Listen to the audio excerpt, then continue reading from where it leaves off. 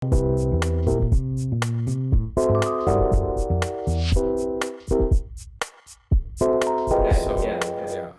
in all of this, I guess after NID, the real big question is, who is Studio Moebius?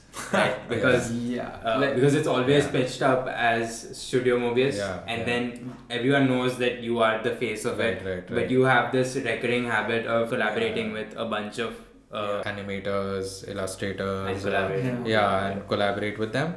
But like right now, there is a bit of hierarchy where I direct the projects, but a lot of that is also because and this is also like a tip to young designers and like people starting to have like even collectives and studios.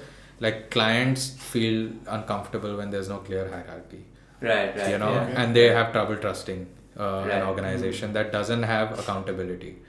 So you have to have something that makes them feel like, okay, this is my contact person, then these are the person he's managing. And so it's like, it's also there is also some aspect of that, you know. So from a, I guess, like relationship point of view, you have to have a bit of a hierarchy. I guess even a business point of view, you sort of want to establish yourself as something. But eventually the goal is to do that. It's to like remove like me as like from it as such, and have a flexible hierarchy. So depending upon the project, people can take up people can take up a project head role and still be involved in another project in a minor role, you know. So do you think things would have been a little different, like the progression of things, if the identity Studio Moebius didn't exist and it was just like Nikunj Patel as a identity?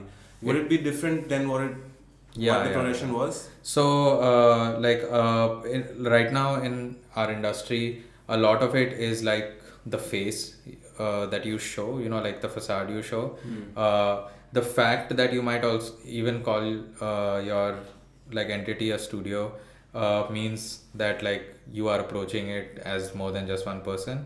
So a lot of clients definitely feel more comfortable again approaching an entity that feels like can bring a team on board, or create a team, or create custom solutions. It basically gives it a structure, and it helps in documentation, in archiving. You know, you can say that like this is a so and so studio production, and therefore it becomes an identity. Okay, that this studio has a knack for putting together teams that put out work of this quality and nature. So you, and basically it's also announcing yourself in a certain industry as a formal entity. Like so one reason why you might want to be an individual and not a studio is because other studios might view you as competition. But like if you strongly believe that what you want to do is greater than just yourself, then it might be better to like go with like a studio approach and try and get more people on board who also share the same ideology. I think like collaboration is key.